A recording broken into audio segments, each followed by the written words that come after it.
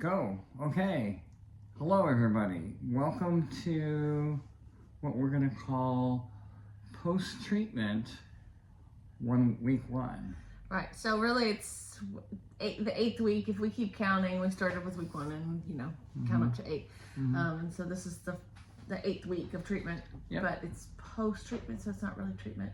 Right. So it's week 1 post-treatment. Yeah, we are getting fluid infusions twice a week, which they're wonderful, by the way. They really help a bunch. Yeah. I don't think we realized how much they matter until today, because today is actually the very end of week 8. It's Saturday, because it was because of the holiday, New Year's.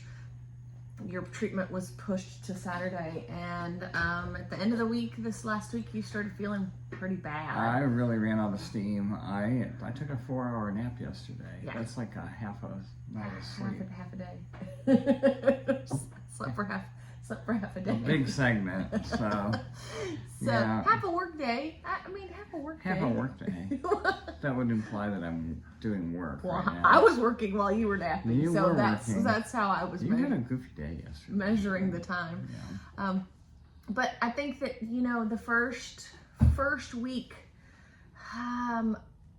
week 7, the end of treatment.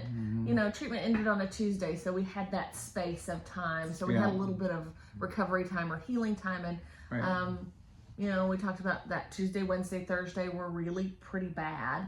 And you got fluids on Friday, so you got fluids and steroids and anti-nausea and pain medicine. And you actually felt pretty good, and then you had some pretty good days. And so I think we kind of got the idea that you were doing great, that you were really healing pretty quickly, and there felt like there was some momentum, and we were feeling better. And as we've gotten towards the end of this week, you've had some harder days. Yeah, I have had some harder days, and we talked about this earlier, that recovery is not linear. Just because I had a good day on Thursday doesn't mean I'm going to have a good day on Friday or a good day on Saturday. Yep. So that's a little bit different. That's actually not different at all. Sorry. Yeah. Edit, but we don't edit. So. No, we don't edit. From a med standpoint, we have added some new things to our daily mix. One of them is the old seasickness patch that you get. Yep. And that has been to treat two things. First of all, my queasiness, but more importantly, my mucus. Right. And we had a big conversation last week about mucus that we won't. You know how we feel about mucus. We won't relive that, but it's made an amazing difference in dealing with that part, and I don't want that to be lost in the fact that I've had a couple of poor days the last couple of days. Yeah, that was a big deal, and we really did go from kind of mucus dominating, everything. You were having to sleep pretty much straight upright. Right. You were choking a lot, to really kind of 2 days later, not having to manage that at all. So in any way, shape, or form. It just come like that. Gone. So that was a big win. The other thing that kind of happened at the end of treatment, and it's interesting to me, and I guess I'll always wonder how doctors make decisions, but fortunately we have such a great team that it's easy to trust them, even if we don't know all the answers. Most of the time it's easy to trust them. But once you finished treatment, they just started throwing stuff at you to help you feel better. Yeah. And I was like, where was this before? Why didn't we have this patch before? Why didn't we have these medications available? But I have to imagine that, because of the kind of assault that comes from radiation, that they have to manage that a certain way, and then once that's finished, then they can manage things differently. Yeah. So the other thing that was a really big game changer, after you finished radiation, you had burns. Broken skin, open wound burns on your neck, and those looked pretty bad, and I was worried that they were going to get worse. But you've got all this nice, smooth baby skin here that is new and healed and wonderful. And they gave us a a patch to put on there, kind of like a burn patch that you wore 4 hours at a time, and that changed things like that. Yeah. And that was great. And you know, those things that changed really quickly, I think not just physically but psychologically were a big deal. Like when I started to see your neck heal, I was like, oh, healing's actually going to happen. Like, we're not just going to keep getting worse, being bad. Their healing is occurring. It is getting better. I'm really grateful for those things, those experiences. And so now here we are kind of in week 8, continuing to be on a roller coaster. It is. Food-wise, things are improving. They're just not improving consistently. So, you know, I can have a bowl of oatmeal in the morning, which is interesting. My taste buds are waking up a little at a time. I had some ramen the other day, the good kind from the restaurant, not the bad kind from the package.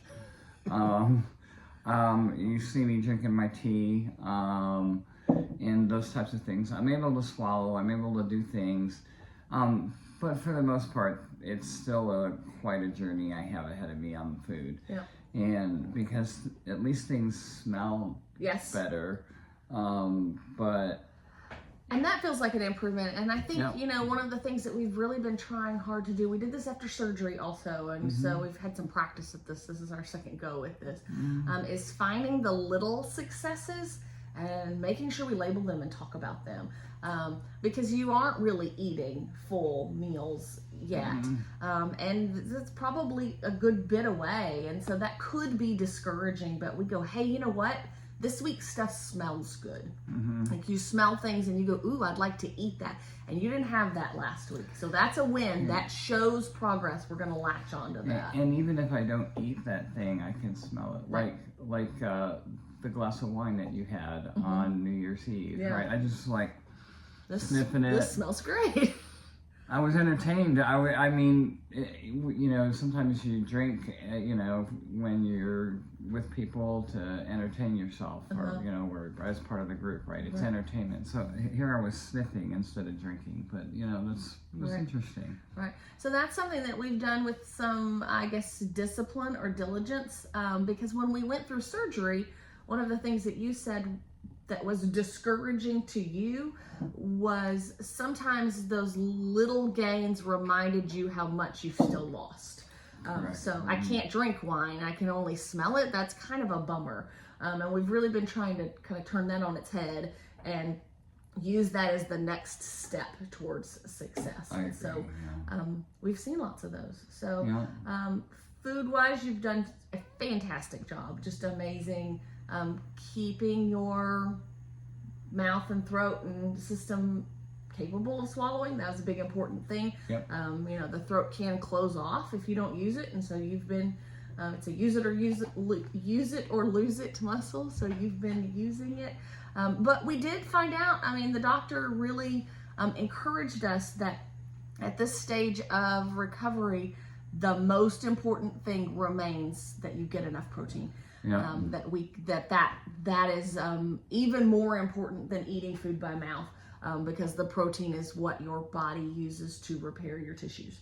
And I have a lot of repair. You have a lot of repair to do, and so they are far more concerned about you getting the right building blocks for putting your body back together than they are about you eating food. Yeah, and so that's, you know, as we started this discussion, that's really where the roller coaster has been.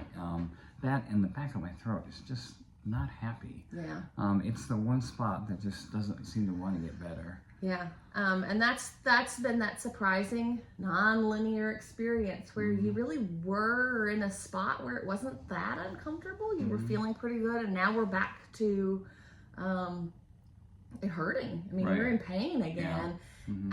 But that happened with surgery also. It did. We had some days where we were like, oh, this is better, and then it got worse again. And I have to imagine, with the little bit that I understand about the way the body works, that those nerves are coming alive again, that things are starting to connect, and that pain actually is progress as well.